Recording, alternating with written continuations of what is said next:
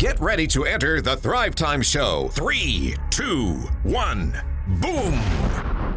All right, Thrive Nation, welcome back. We're talking today about determining who your biggest competition is. Determine who your biggest competition is. Determining who your biggest competitors are. This is so important because I hear so much crap all the time from aspiring entrepreneurs that are really unaware of how the game of business works. So, Chup, I'm going to explain how the game of business works. All right, let's hear it. And I know that for everyone listening to this, it's probably common sense, but if nothing else, it's a refresher course.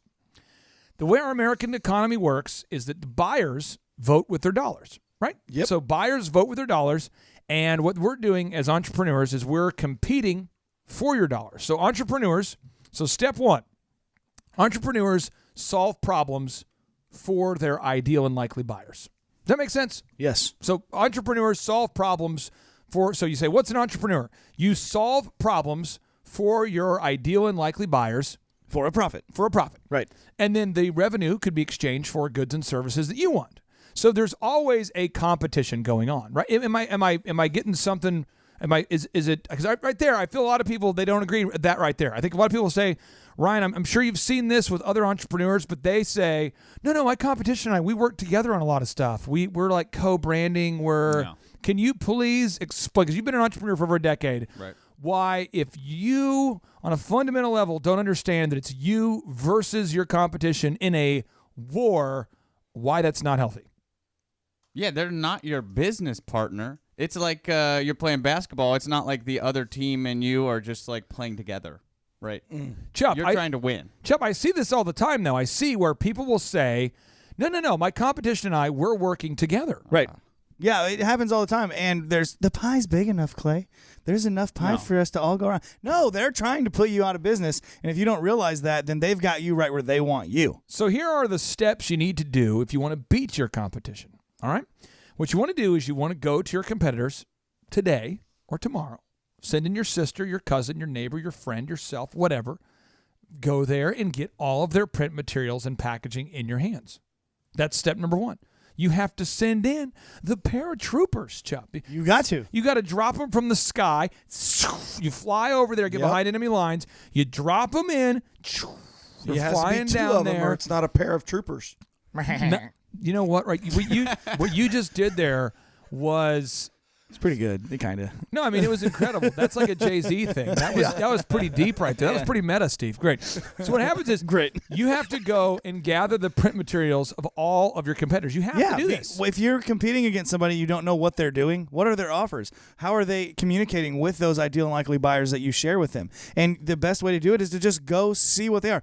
Be a pirate, not a pioneer. That's why I phone tapped all my competitors. Oh, wait, never mind. So you want to gather photos of their facility. You want to gather photos of their signage. You want to gather photos of their advertisement. You want to. This is so important that you do this. I don't know if anybody's just you're going, no, this doesn't apply to me. I'm telling you, it does. Now there's a website called Moat.com. Chup, are you aware of Moat.com?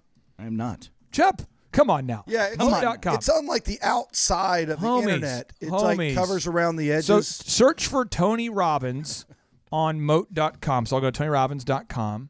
All right. And then you go to Moat.com and let's pull it in. I do know about it. Yeah, John has showed me this before. You have seen this? Yes. Okay. So what'll happen is once you search for the Tony Robbins brand and you put it into Moat, what'll happen is Moat.com will then show you all of the ads that Tony Robbins is using currently on the internet. He's yelling a lot. And so what'll happen is it will create, so let me put it in here into Moat so I can search this real fast here. So we're searching and okay, but let me just show you an example. And if you go to Moat.com, it pulls up all the ads that are being used by the competitor right now. There you can see all the ads that are being used. And what that does is that allows you to then say, okay, this is what their ads look like. We should what? Make ours better. Right. That's how it works. I mean, it's really not more complicated than that, but you have to do that. So I'd highly recommend that you use Moat.com. And I want to make sure we put that on the show notes. Let's get that on the show notes there. So now after you use Moat.com, okay, and the next action step is you want to gather photos of their facility. We talked about that. You want to gather photos of their signage. You want to gather photos of their advertisements, right? Then what you want to do is you want to make a spreadsheet of you versus them in the following categories. I'm going to help you with it right now. Branding. And you just want to give them a ranking on a scale of 1 to 10. So branding, on a scale of 1 to 10, how good are they at branding? And be objective about it. Don't be, well, they're probably a 2, because they're my competition. No, I mean, if they're a 10 and you're a 4, let's be real. On a scale of 1 to 10, with 10 being the highest, rate their branding. Then rate their marketing systems. Every day. Quick Trip does this every day. Did you guys know that? Did not know that. Yeah, Really? My dad used to manage a Quick Trip. Every single day, you had to go in and mystery shop your competition. It's true. Every single day. Because people would say, well, why is gas like 2 cents cheaper in West Tulsa than it is You worked at over QT. here? Yeah. And because Every day. all the managers had to drive around within like 1 mile of their store and see what they're pricing gas at. And that's how they Every determine. single day. Wow. They do this. Southwest Airlines does it every single day. They actually will have people buy tickets on the competitors' airlines and fly and take note of what was good or bad. I do the same thing. I go by Dr. Z's optometry clinic every day to see what they're doing because I do home loans and people need to be able to see me. So, you know what I'm saying? You'll see that he's doing $99 for a 1 pair of glasses and an exam, and you're like, well, I should probably make my loans. Well, and sometimes I like Free pair of glasses. Sometimes I like spit at his building, because I'm like, oh, Dr. Z. Oh. He's always undercutting me because a loan might cost you. Yeah, it costs a lot more. How do you know how he does it? I'm trying to do You're trying to mortgages. I undercut can't do him. them that cheap. This makes a lot of sense. We'll try to psychologically break it down during the Steve break. tastes a little bitter. All right. So then you have your marketing systems. You want to write down how do they acquire their customers. And Moat.com is a very helpful tool to figure that out, right? Just go to Moat.com. Ryan, had you seen Moat.com before? I think I saw it one time. Oh, it's so hot. It Yeah. gets me going every time. Now, just look at it right now. I'm like, oh, I want to go to Moat.com. Right?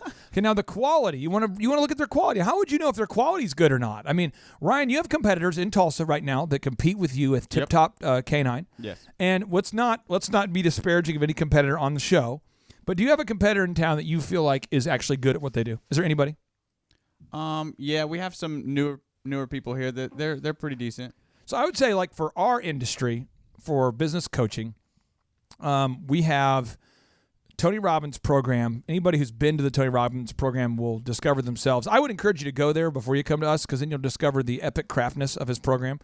And then there's Clay loves it. It's not a, I couldn't say it's a scam, because you do get to be motivated for 3 days in a row in a cold room, but then they don't teach you anything specific. Right. And then you have the Maui Mastermind. It's like $35,000 to get started. It's a good program, but it's a lot of money. There's the E-Myth. It's like $3,000 a month, and you have to like commit for a long-term program. And then there's like what is it? The Traction? John Maxwell program. Yeah, there was John Maxwell where you basically are paying to become certified to certify other people. Right. So it's like you're multi-level of leadership training. But then who are you leading? If you're trained to become a leadership expert who then trains other leadership experts, I mean, eventually it's like one guy leading another guy around. I mean, how does that work? It's about passive income, Clay. So anyway, I've seen this before. A guy leading a guy, yeah. right. Okay. So that's anyway. So you have to know. Then you got to make sure that you actually have to buy their services. You have to buy their services and compare the quality. Then you got to make sure that your no-brainer is better than their no-brainer. Compare your offer versus their offer, and that's how it works. And once you've done that, then you're able to go out there and to wage war, because business is war. You Business have to is be not objective, though. Like Clay was saying earlier, you got to view the world as it is, right? So be objective when you're doing this, or it's not helpful at all. Stay tuned. It's the Thrivetime Show on your radio.